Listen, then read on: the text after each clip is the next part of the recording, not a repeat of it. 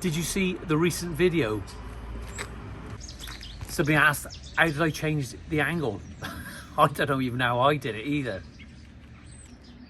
Cold this morning, good though, nice and fresh, bright day. There's not going to be any rain today. Where are we? Where are we with this project? Well, we've got the gates up, okay? They need to be painted at some point, and we're going to put some new feather edge both sides of there. We're not going to use the old feather edge. Well, here we are. So, got the sand. Sand's arrived, and we've got 2 extra bags of type 1. I had a delivery of 2 10-ton loads of MOT type 1 on this drive, but we're just topping up now, and what we don't want is we can't get a delivery loose for 2 ton locally in this area. Let's go and have a look.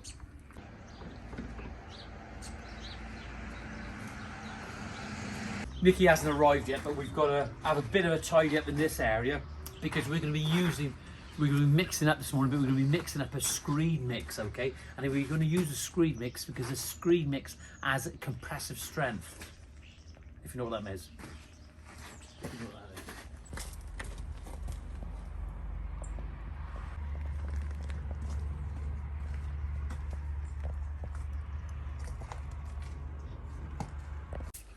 So last week we prepared the area and we started laying our paving. Let's have a look now. I am on my knees, and I'm on my knees for you. I want to show you what we're doing now. So we've worked out our laying patterns, and this row of slabs is actually exactly where it needs to be, okay? Within a couple of mil, if that, because we've got these angles of this building here and they may be running out of square. But I want to show you the mortar bed. Look at this. Look, this is absolutely gone solid, totally solid, okay? And that was done with a screed mix, and we're going to use a screed mix on here today. But the thing that we're also going to do, once we've got the screed in, we're actually going to compact it with a compactor plate and then get to our right heights for laying. So we've got a lot to do this morning, but I'm looking forward to it. That's the thing.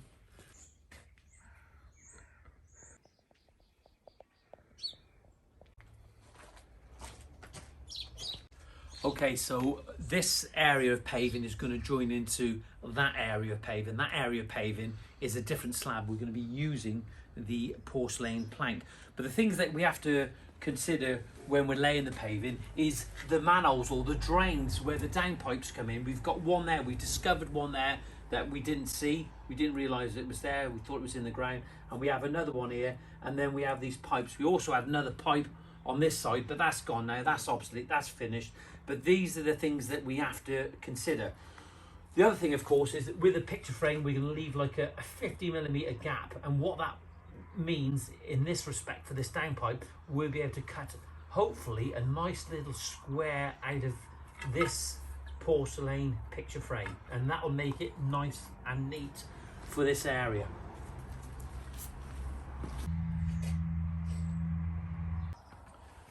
Well, what we're going to do, we're going to get the laser level out this morning, and the reason for that, I just want to check the level that we've achieved here. I know it's right, but belts and braces.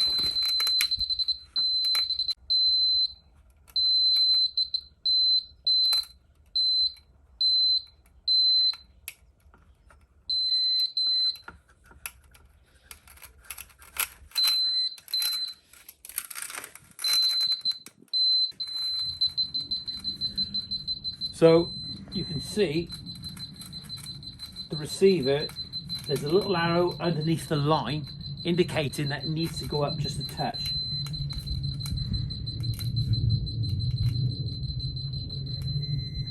There you are, level.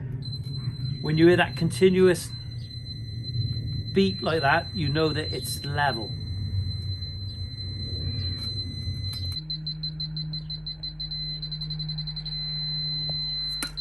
Okay, so what we've got now, we've got 4 meters and we've got approximately 9 mil a meter, which means 4 nines are 36. That's 36 mil over that distance in heights. That's higher that side, 36 mil lower this side, giving us more or less a turn of a bubble on a spirit level is what we laid it to. To ensure that you don't use too much mortar and you want to get your sub base correct, what we can actually do as well, so if we look at here now, let's just bring this up now to the right level, just over the top of there, bear with me, bit more, just a little bit more, we're right on the joint there, it's always the same, there we are, oh,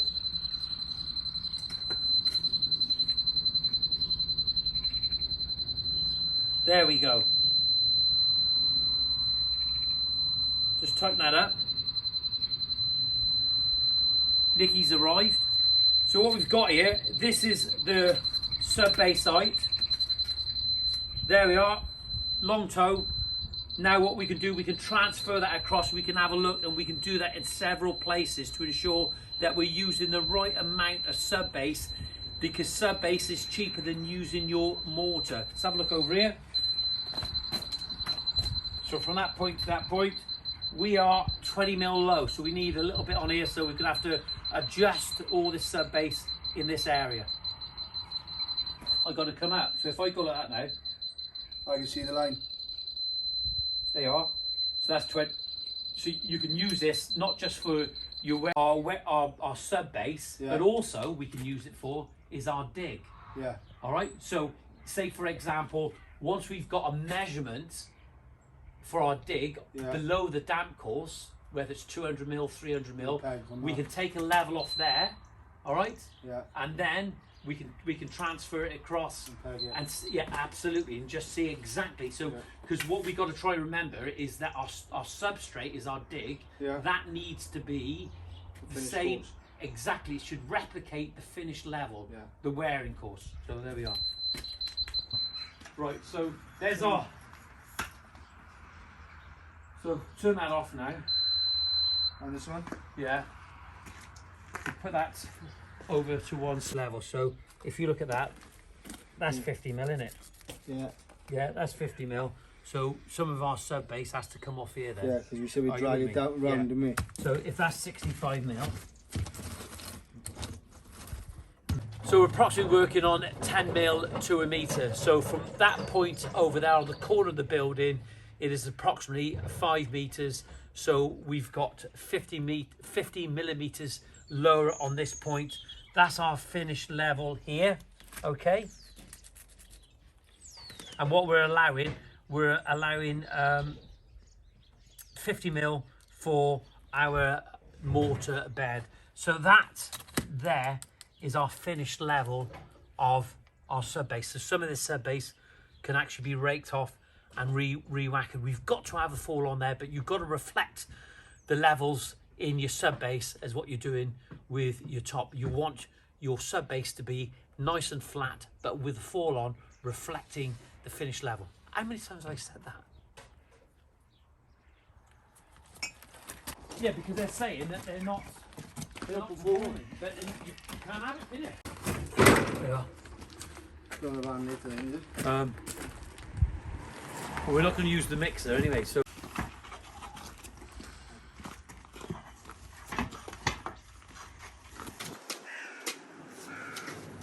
What? I would. No, I was saying is that it's so important, and I've said this in the previous video, is that the sub base, the substrate being the dig, the sub base and the paving should all be reflective of elevation. So what we've got a fall on our paving, on our wearing course. We're going to have a fall on our sub base, okay?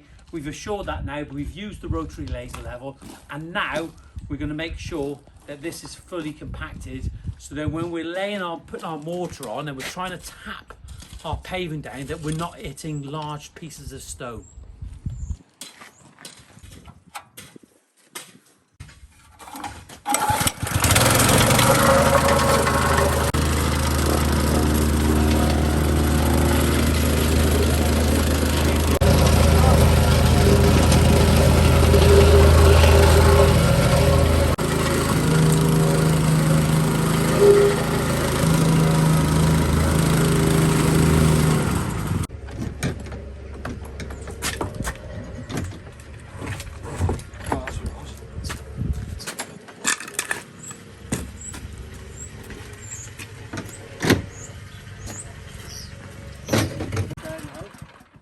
I'll bring it through. No, leave it on the floor.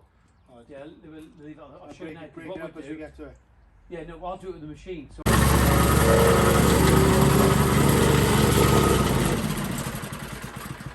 well, what I was talking about, the undulation, if you have an area that's got a bit of a ridge in, you need to basically, what we used to say years ago, iron out, almost like an iron going over those wrinkles. You get the high points out to try and make the whole area nice and flat and even. That's what we want, nice and even.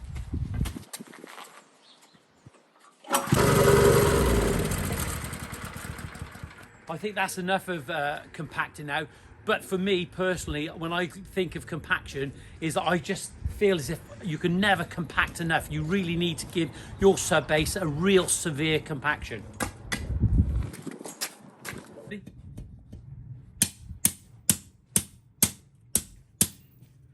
That's not working. We've got our string line going there. We know we're running in the right direction, correct heights, etc. But now we're going to put a pin here and a pin over that side.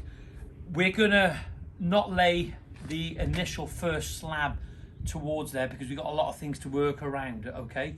We're gonna keep one slab away plus the picture frame, but we're gonna put a pin on this side, a pin on that side, and it's gonna be level, okay? Level, because our fall wants to be going that way as a cross fall.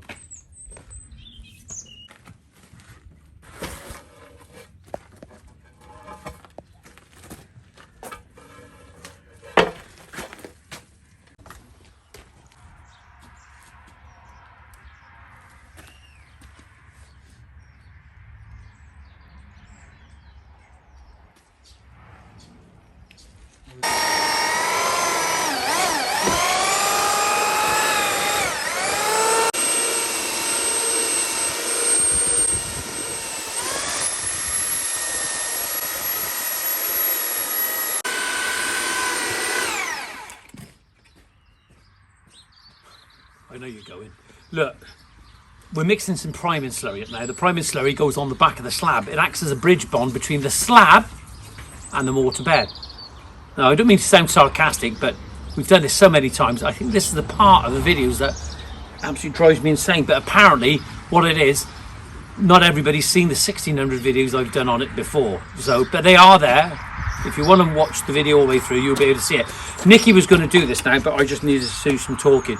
At this point, Nick's got plenty to say, so Carl, if you want to film Nick, he's going to talk us through the project. Come on.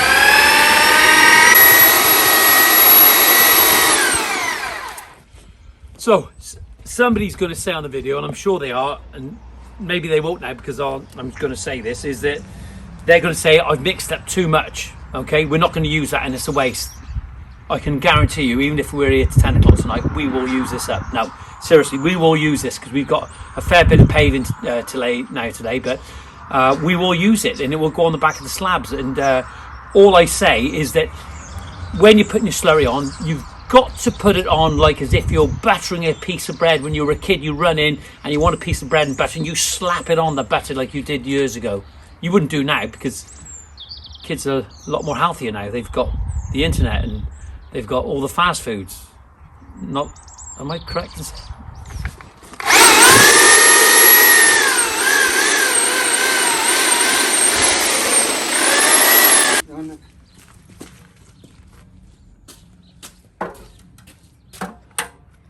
Ask you, why did they call Swansea people Jacks? Swansea Jack. And I genuinely don't know this. I think it's after the dog. There used to be a dog that used to go out to sea and rescue called Jack, a black Labrador. Oh, what, from years ago? Yeah. And it's just stuck with you?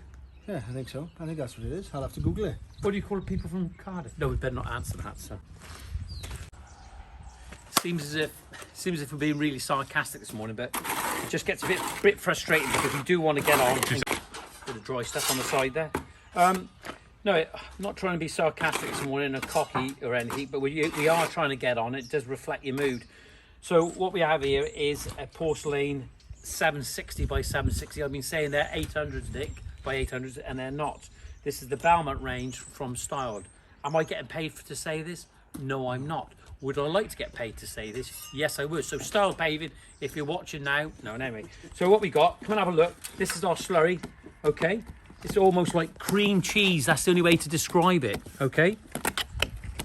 If we go back, They are trying to make this a British standard now about putting slurry as a bridge bond, and he says something else, as a bridge bond on the back of your slab. So look at that, lovely. And so what we don't want to be doing is rolling on. That probably may be too much. So all I do is put those on there like that.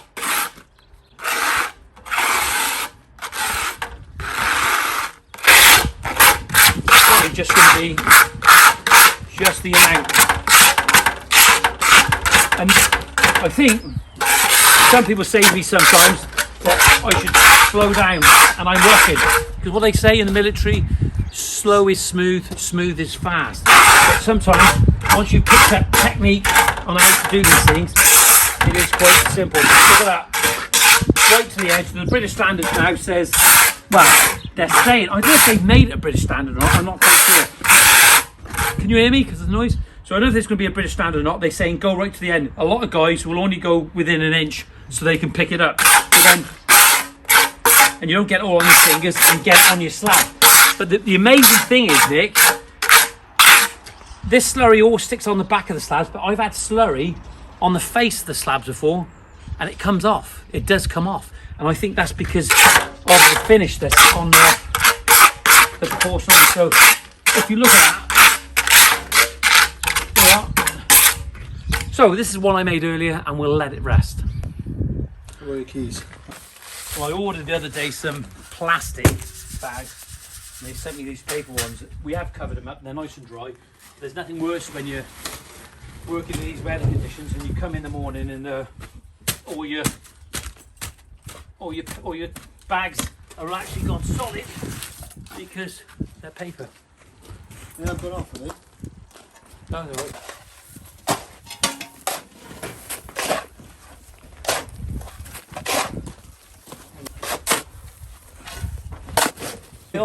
Neil, cheers, Nick, well, Nicky's shoveling. Very often you see him shoveling.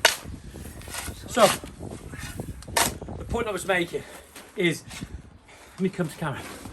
So years ago, working on site as a ground worker, when the guy come in to screed the floor, we would always have to go over and help him for the day to screed the floor. And generally, they never used to have ready mix those days, even in a screed mix. It was very rare because it was always a bit expensive. So we would have to mix for him on site, and we'd use one of those big site mixers, okay? I think it would be. And when we mixed the mixer, it was great in a big mixer because you didn't get the segregation so much. Well, you did, but it'd always hang on the side. And what mixed well, what was in the middle. The thing is, we can't do that we can't get that mix like that in that mixer because you're going to get segregation. Segregation is where the cement separates from the sand and you get baubles. It doesn't mix thorough. It's just literally been on that like a couple of minutes and already it's mixed. We've got a mix already done. And the other thing, which I keep talking about all the time, what do we need to reduce, Nick, in our mortar? Compression, the water. The water, which then what Nick says, it will give compressive strength. You'll see now. Let's get this in the wheelbarrow and get it round.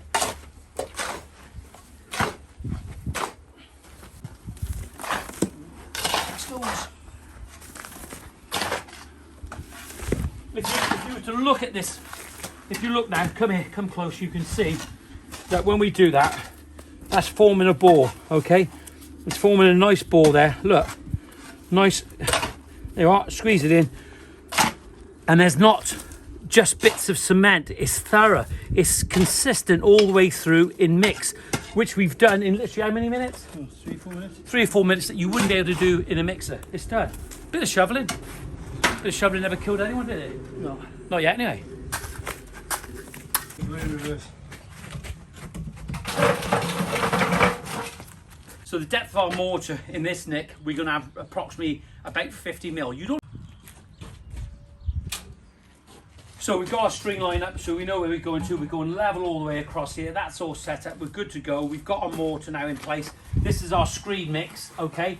And it may appear from camera angle that it looks pretty thick. I thought that the other day, that it's probably too excessive, because what we don't want to be doing is we don't want to be laying mortar too thick, because it becomes expensive. It's best to build up with a tight one as opposed to using too much water. So what we've got here, it's a beautiful day today, okay?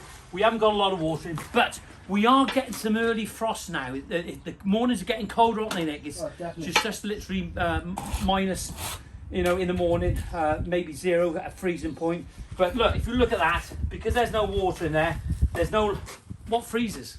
Water freezes. We've reduced the water content in there. We know that that's going to work.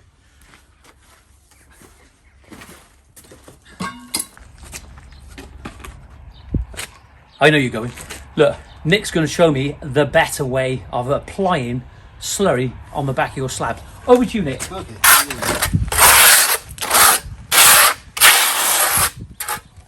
As you can see, it's all in the wrist action. Nick's very good with his wrist. Look how he applies that slurry on the back of the porcelain slab with ease. How does it feel for you, Nick? Better. Left-handed, much better. And he's doing it left-handed, so it doesn't feel like his own. That's stranger.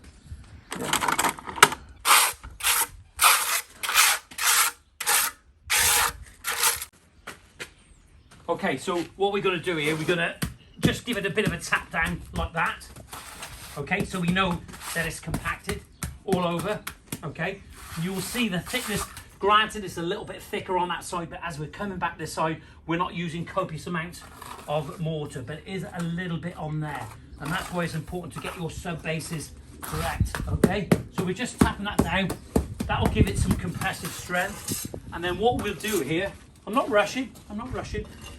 We'll put the level on here like this, because that level is going to reflect that line, okay? So we put the level on here like that, and we can see that there's a fall going this way, so we just make it level, just taking a little bit off, okay, there we are, all the way through, so we know that that's approximately correct, okay, from A to B, we know that's level. Now we can just clean that off there.